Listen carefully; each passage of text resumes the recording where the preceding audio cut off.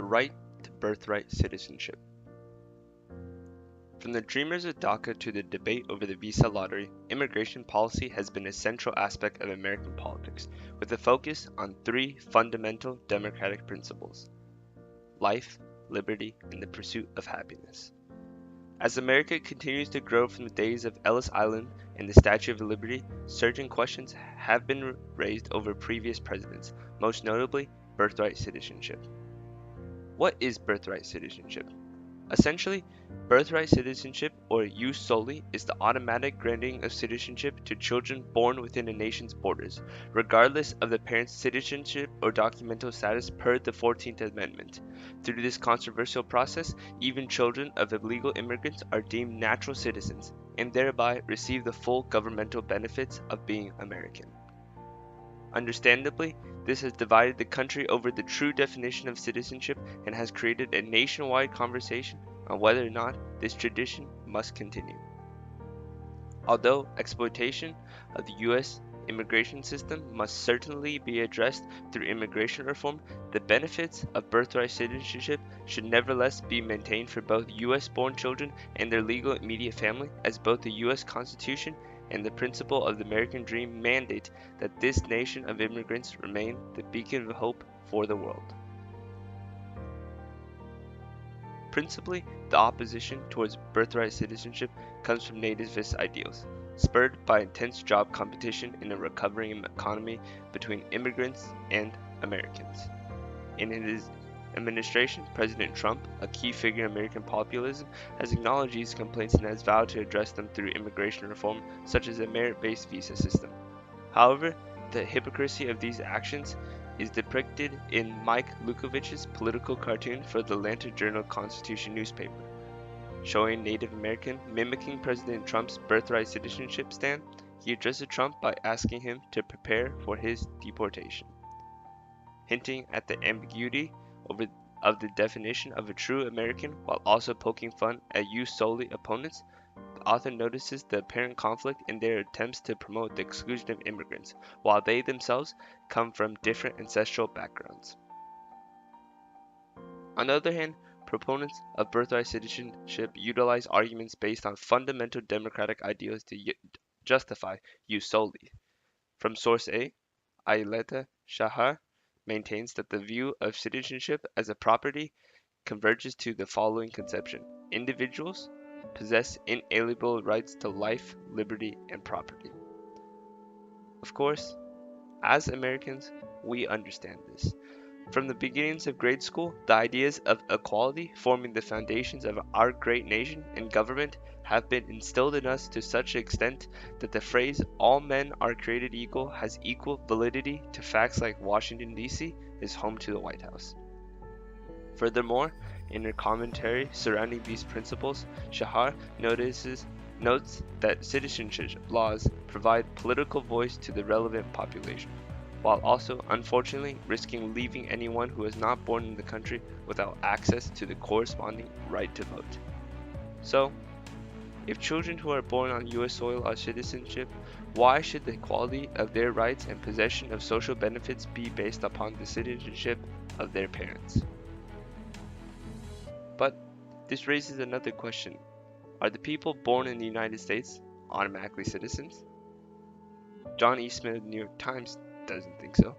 In an excerpt from the opinion page's Room for Debate, he heavily disagrees with the notion that U.S. citizenship should be granted to children of anyone just because they can manage to give birth on U.S. soil. He asserts that the entire debate over birthright citizenship is based on the faulty interpretation of the 14th Amendment to the Constitution, stating that the amendment does not actually mandate the process, as the individual is not subject to jurisdiction of the United States if the parents are illegal immigrants. However, Ilya Somin believes that the anti-birthright citizenship argument ultimately fails because it relies on a dubious distinction between complete political jurisdiction and partial territorial jurisdiction of the parents, stating that this distinction is nowhere to be found in the text of the 14th Amendment, and there is no sense in which children of legal aliens are not subject to the jurisdiction of the United States. Additionally, he expounds even further on the importance of the amendment, as he describes its use to reverse the Dred Scott decision, which limited the rights of millions of African Americans who were subjected to Chief Justice Roger Taney's conclusion, based on the exact same distinction argument. Therefore, birthright citizenship is legally protected by the U.S. Constitution, affirming that children born on American soil are unquestionably U.S. citizens. Nevertheless, the immigration reform called for by opponents of birthright citizenship does have a valid basis. With the opportunity of parents to cash in on all the financial, legal, and social benefits of having a baby that is born on a United States citizen, birthright citizenship has encouraged foreigners to have babies on U.S. soil without going through the legal immigration process. Similarly, President Trump has called birthright membership the biggest magnet for illegal immigration, highlighting the need to close the controversial loophole. As Americans' tax dollars fund the social benefits for other nation citizens, the misuse of the immigration system has created widespread resentment. With the United States being one of the only remaining developed countries to retain birthright citizenship, as the New York Times upfront notes, it's time to actively prevent foreigners from coming to the U.S. solely in order to give birth to children who are U.S. citizens.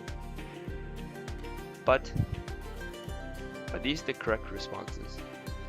Are these the truly moral, truly American responses?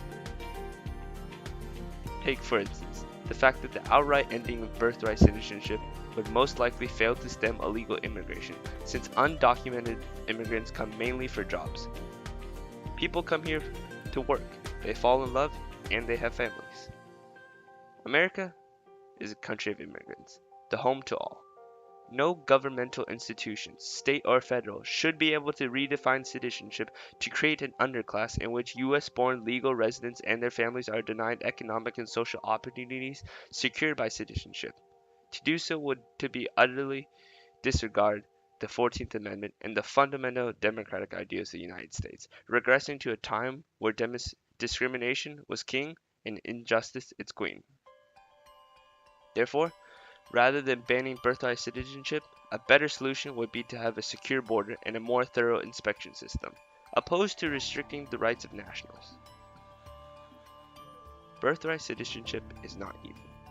Instead, it protects the families of immigrants from the fearful part of human nature.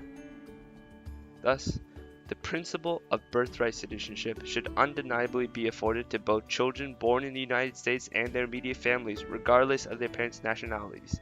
Although the exploitation of the system solely for an easier immigration process does indeed need to be reformed. America is home to the brave. But to remain the land of the free, birthright citizenship must be perpetuated.